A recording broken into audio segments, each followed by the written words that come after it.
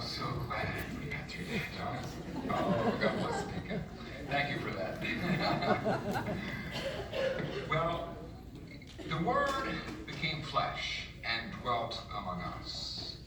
I don't know about you, but I wonder why God would choose to become human when there seems to be so many other choices. After all, with all the craziness that lurks in family closets, even our nuttiest relatives are human. So why would God choose to become one of us, right? We are a cast of characters, aren't we? Someone pointed out to me less than a week ago that those names we just heard were all blood relatives of Joseph, and it shows how important he was in the scheme of things. But she also inquired about Mary's bloodline. Well, I responded by letting her know that the infancy narrative in St. Matthew's Gospel tells the story from Joseph's point of view. If you want Mary's perspective, you have to go to St. Luke's Gospel. We hear about our Blessed Mother's visit to her cousin Elizabeth and Jesus' crazy cousin John, all in St. Luke's Gospel. But let's get back to that list of names that we just heard Deacon Tony try to pronounce from St. Matthew's Gospel. You know, we tried to make it fun with some participation of the assembly and prompts on the video monitors. I hope you liked it. Oh, we did. Our intention was not to pay disrespect in church, but to simply undo the tension that sometimes happens when it's painfully obvious that the priest or deacon or reader is having a tough time getting through the tongue twister names. They are a listing of 42 generations that stretch from Abraham to Christ. If the Word truly dwelt among us, then he was part of a family that, like most, was fairly dysfunctional. A mix of good and bad, and this is such good news for all of us. Allow me to highlight just two figures from Jesus' family, from his family tree. First, Ruth, who was not an Israelite, but rather a Moabite, a foreigner.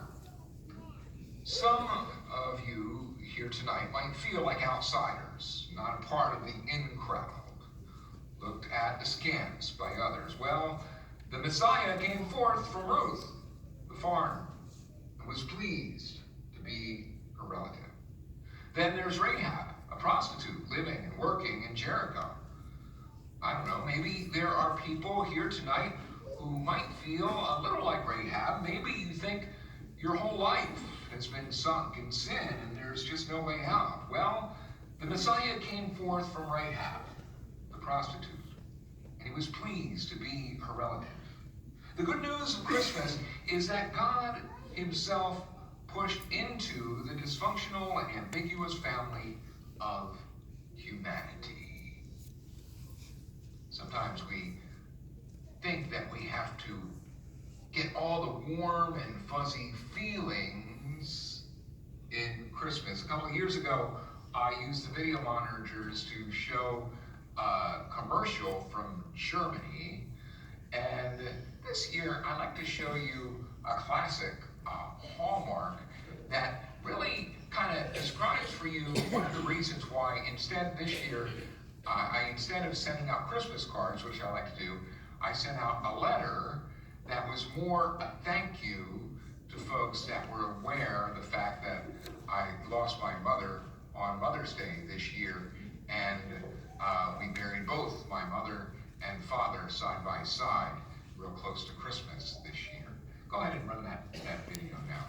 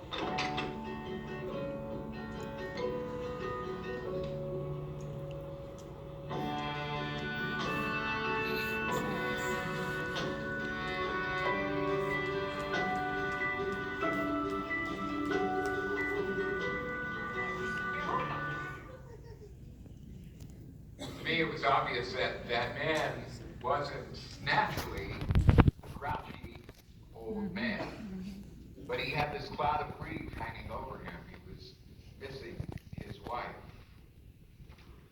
That was the implication in the commercial.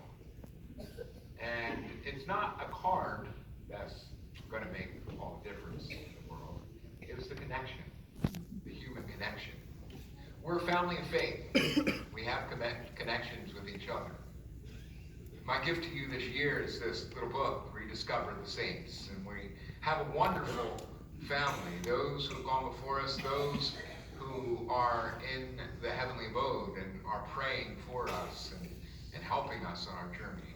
So I encourage you to take it home, read it, and be connected to your larger family of faith, and know that they didn't start out as saints.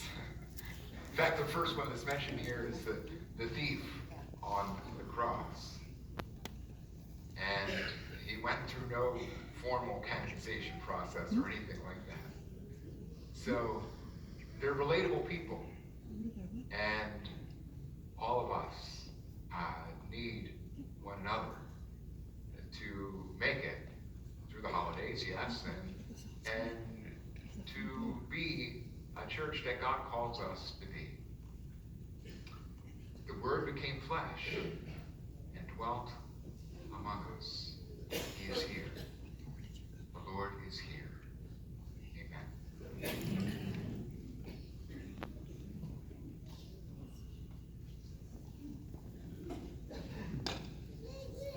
As we stand and profess our faith, the